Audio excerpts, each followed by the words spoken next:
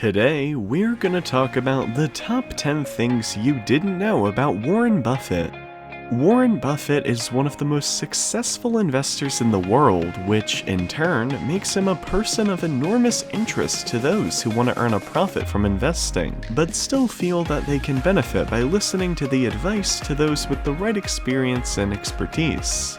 However, it is important to note that there is a lot more to Buffett than his skills as an investor, seeing as how he is also a businessman as well as a famous philanthropist.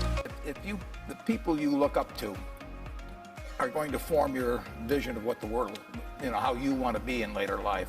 And I'll give you two pieces of advice. I'd invest as much in myself as you can. I mean, you're your own biggest asset by far. I mean, you've got all kinds of potential. All the people in this room, you're lucky to be in this country, gotten a good education, but most people go through life using up a very, very small part of their potential. And so anything you do that invests in yourself,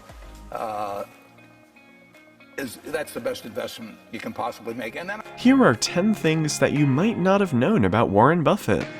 Number 1. Financial experts recommend that people start investing as soon as possible because their returns can be reinvested, thus leading to higher and higher earnings over time. In Buffett's case, his interest in investing started after a trip to New York City, where he had the chance to spend some time with a member of the New York Stock Exchange. As a result, he started buying stocks when he was 11 by using the cash he had earned by delivering newspapers, meaning that he had a net worth of around $53,000 in today's dollars by the time that he was 16.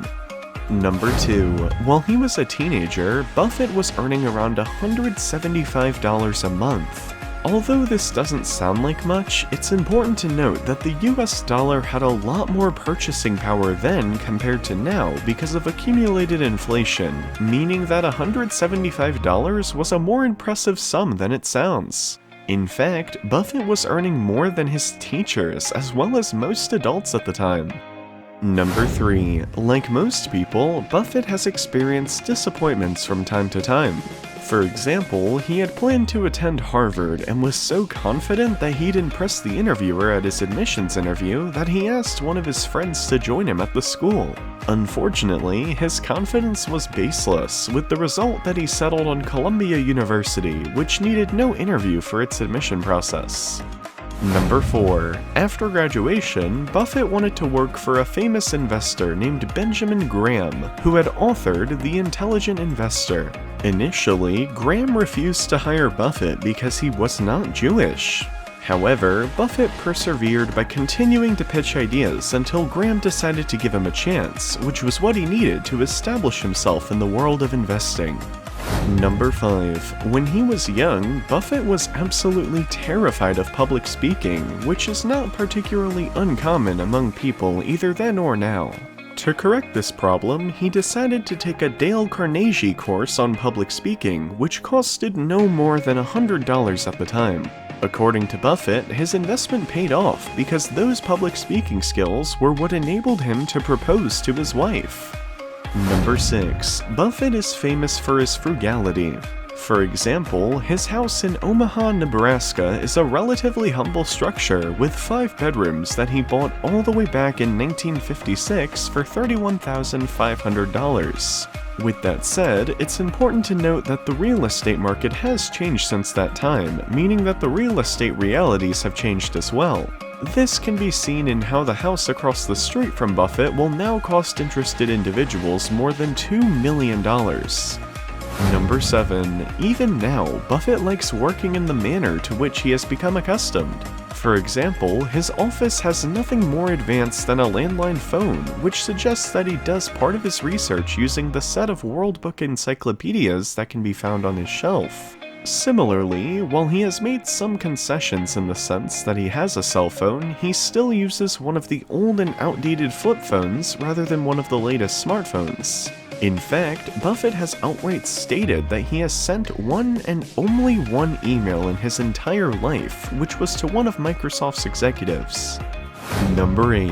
With that said, Buffett's deliberate distancing from technology provides him with some benefits as well. For example, he has a fair amount of spare time set aside, meaning that he can afford to spend 12 hours a week playing the card game called Bridge with other like-minded people. Famously, this is something that he shares with Microsoft co-founder and fellow philanthropist Bill Gates, with whom he sometimes plays bridge with, and sometimes collaborates on philanthropic endeavors. Number 9. On a related note, Buffett has stated that he spends about 80% of his time reading, which is actually not that unusual when it comes to investors. After all, an investor cannot be confident in their investments unless they understand something about both their quantitative and qualitative status, which must be combined together in order to create a more coherent and thus more useful picture of the situation. Unsurprisingly, Buffett does not invest in companies that he does not understand, which is one of the reasons that he's been traditionally reluctant to invest in tech companies. Number 10. Buffett's seemingly unstoppable performance as an investor is particularly impressive in light of the fact that he is a notoriously bad eater. For example, he loves guzzling down cherry Coke on a daily basis, so much so that his daily consumption of the bubbly beverage is at least 5 12-ounce servings. Similarly, he likes ice cream as well as pouring huge amounts of salt on his food by putting one salt shaker in each hand while he pours. Alright guys, I'm here with a man that needs no introduction, Mr. Warren Buffett, and the question I have is, Warren, what is one tip? So you're talking to people that are 21, 22, just graduating school. What is one tip that you can give them in any realm of life? It's very simple. Invest in yourself. And the one easy way to become worth 50% more than you are now at least is to hone your communication skills, both written and verbal. I mean, you can, if you can't communicate, you know, it's like winking at a girl in the dark. Nothing happens. So you can have all the brain power in the world, but you got to be able to transmit it, and the transmission is